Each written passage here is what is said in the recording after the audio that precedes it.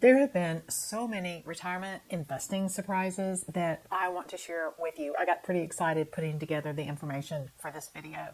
I think that's because I've learned a lot more about investing over the past couple of decades, but also because when we invest, we tend to learn more during various economic situations like we've all experienced lately over the past few years. Things have just been a little bit crazy. So yes, stock and treasury bonds do go down together at the same time sometimes, for example. And also inflation that we've always heard about and kind of experienced academically. It really does happen, and it has a consequence on our investing as well as on our finances, especially in retirement.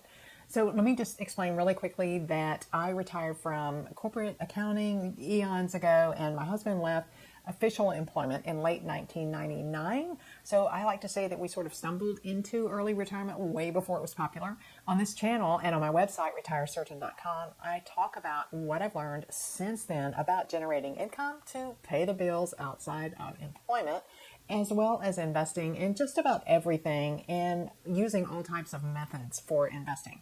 So first, I'm going to go over the unpleasant retirement investing surprises that I've experienced, and then I'll share the good retirement investing surprises. Now, retirement to me, again, is not having that paycheck.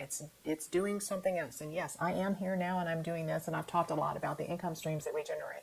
But for me, retirement was about leaving employment. And so that's what this video is about. So the first retirement investing surprise was how much more risk averse I became after those employment paychecks ended. There's something psychological about that paycheck ending that makes us sort of want to hide our money under the mattress, or at least at the bank, earning almost no interest. So there's something about that. And I was surprised about this because I always felt fairly secure as an investor before then, and I certainly had learned a lot about investing because I've always enjoyed it. So that was the first surprise. And speaking of which, the next retirement investing surprise was that interest rates would go so low. By comparison, in the mid 2000s, I was able to get around 9% on decent quality high yield bonds. Yes, they were high yield, but they were decent quality, and in a really well diversified, well managed fund, I was comfortable with that. So gradually, though, interest rates dropped to almost nothing over the next 15 years. While declining interest rates make bonds go up in value, as we all know, the income you get from bonds dropped to almost nothing for years, and it's still relatively low. All right, so the next retirement investing surprise was sequence of returns risk. I knew that there was risk from stocks, but I didn't see the confirming information or research on sequence of returns risk, which now has been well publicized. Now we've seen the math showing the detrimental timing impact of a bear market in those years right before or shortly after retirement. Having left employment in 1999, this was a really big surprise for us, along with the next big retirement investing surprise. And that was how long, frequent, and nasty bear markets could be. And after investing in the 1990s bull market and experiencing that short little bear market in October 1987 that took the Dow Jones Industrial Average down almost 23%, that is what came to mind when I thought about investing in the stock market in bear markets. They were sort of not a big deal, really, bear markets. Most stock investors, by the way, feel the same way now, since we've had those tiny little bear markets over the past decade in the midst of that long, extended, and powerful bull market. So has played out again. Older investors, though, like me, remember the pain of 50 to 70% bear markets, over 70% bear markets in the NASDAQ. That certainly took us by surprise. By the way, if you like this video so far, please click that little thumbs up under the video. It really helps me be able to maintain my channel with unbiased and free information about investing. Okay, the next retirement investing surprise was that macro factors completely outside of my control have the biggest impact on investment returns. Things like the Federal Reserve actions, inflation, interest rates, and the economy. I just didn't realize this before our stumble into early retirement. The next retirement investing surprise was a shift from thinking of retirement investments as income generators like bonds producing interest and thinking of investments more as ways to build wealth with a goal of a total return instead of just income from an asset like bond interest. We all sort of had to do this, I guess, because income from stocks and bonds dropped so low. So dividend income and bond interest dropped so low. And the old way of investing was to get income from some sort of investment, and it was bonds. So I had to shift my thinking around that. The next retirement investing surprise was that the whole traditional retirement plan was to withdraw 4% a year from our hard-earned savings and increase that amount every single year for inflation. And I just hadn't really realized for many years, I guess, that was sort of the retirement plan. And a lot of people don't realize this. And it's just not that great. And for so many reasons, it really didn't appeal to me. Part of it is the fact that the math behind it is based on so many assumptions and guesstimates, and there are also a certain percent of times that this strategy doesn't work, and what if the time that you're retired is the time that it's not working. So that and other things really bothered me about that investment plan or that retirement plan. So this really surprised me after going into retirement that this was the plan. That 4% retirement withdrawal plan has been even more reinforced in recent years simply because bond interest is so low, that can't be the plan anymore. And because the bull market was so strong in stocks for so long that people have grown accustomed to getting really high total returns from stocks. So that plan is still popular, and it's become increasingly popular because it has worked well given the bull market in stocks. The next retirement investing surprise was that overvalued markets can go on for years, and that's stock markets. I mean, other markets as well, real estate and other assets, but in particular, I'm addressing the stock market here. And this can go on for years. Most of us know it doesn't make any sense to overpay for stocks or anything else. Not investing in stocks can result in managing risk better, but then you get subpar returns if you don't invest in stocks, even though they're overvalued. Investing in overpriced stocks can result in huge gains, even though they're overpriced. For years, you can end up getting huge gains, but you're worried about the risk all the while that you're getting these huge gains. So this was a real surprise for me because I started investing at a time where we invested because we wanted to participate in the company earnings of the stock that we were investing in, sort of the old Peter Lynch, and we wanted to do that at good value.